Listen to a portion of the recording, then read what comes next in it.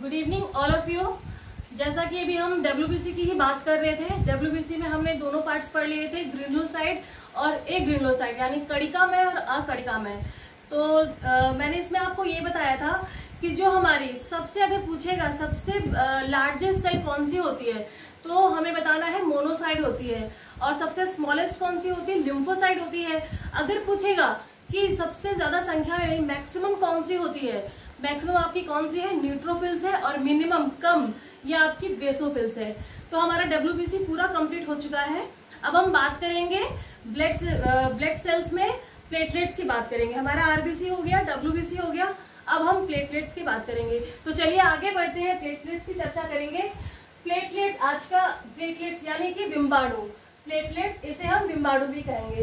तो सबसे पहले आपका ये जो प्लेटलेट्स है इसमें इसे हम इसका एक दूसरा नाम है, इसका दूसरा नाम है आपका थ्रोम्बोसाइट। थ्रोम्बोसाइट इसका साइंटिफिक दूसरा नाम है, इसे हम दूसरे नाम से भी जान सकते हैं, थ्रोम्बोसाइट। जो आपका थ्रोम्बो है ये क्या होती है, थ्रोम्बो मतलब आपकी क्लॉट का कार्य करती है, क्लॉट। और ये जो आपकी सेल है, साइट्स लिखा है, साइट्स इसका अर्थ होता है सेल।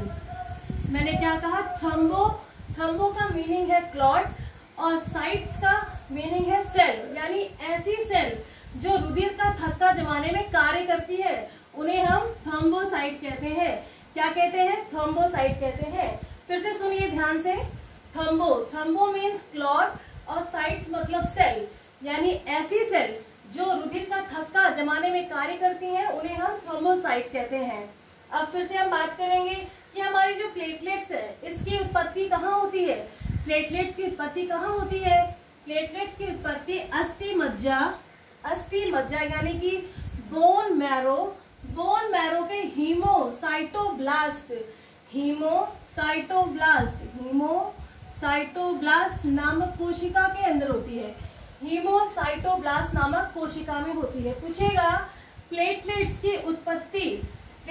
की उत्पत्ति कहाँ होती है, अस्थि मज्जा के हीमोसाइटोब्लास्ट कोशिका में होती है।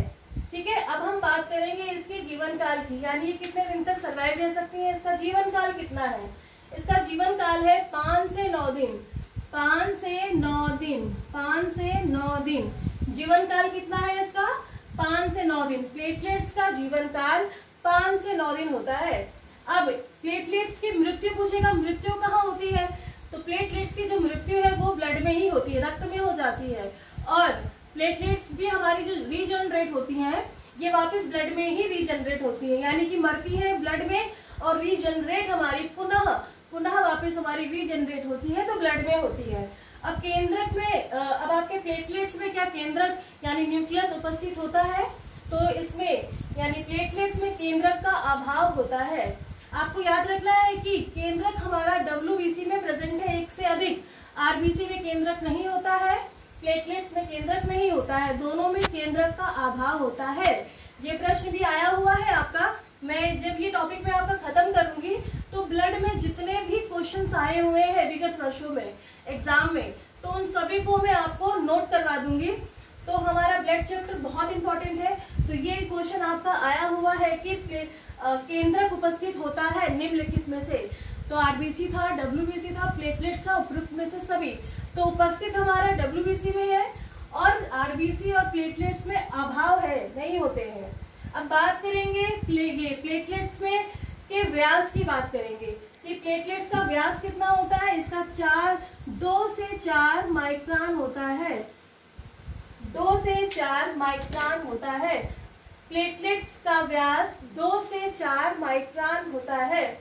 अब बात करेंगे प्लेटलेट्स की संख्या कितनी होती है, प्लेटलेट्स की संख्या कितनी होती है, संख्या होती है 2.5 से 3.5 लाख, 2.5 से 3.5 लाख प्रति घन मिलीमीटर में, 2.5 से 3.5 लाख प्रति घन मिलीमीटर में, प्रति घन मिलीमीटर। याद रखना है 2.5 से 3.5 लाख, 2.5 से 3.5 लाख इसकी संख्या होती है, 2.5 से 3.5 लाख इसकी संख्या होती है प्रति घन मिलीमीटर में। अब आपको ये याद रखना है कि इसका मुख्य कार्य क्या है, प्लेटलेट्स का मुख्य कार्य क्या है, तो प्लेटलेट्स का मुख्य कार्य है रक्त का थक्का जमाना। यही मैंने आपको बता दिया कि थर्मो मीन्स क्लॉट और साइट मतलब सेल्स, ऐसी सेल जो रुधिर का थक्का जमाने में सहायक होती है, कार्य करती है। तो इसका मेन काम क्या है, मेन फंक्शन क्या है, रक्त का थक्का जमाना। अब रक्त का थक्का जमाने में और कौन कौन सहयोग करता है, कैसे इसका रक्त का थक्का किन किन चीजों से मिलके बनता है। तो सबसे पहले आपका कैल्शियम है, कैल्शियम आपका नाखूनों में होता है, हड्डियों में होता है, और कैल्शियम आपके रक्त में भी होते हैं, रक्त में भी कैल्शियम होता है। फिर आपका दूसरा क्या है, दूसरा है इसी में आपका विटामिन के। कौन सा विटामिन, विटामिन के भी आपका रक्त में होता है, विटामिन के भी आपका रक्त में होता है, विटामिन के।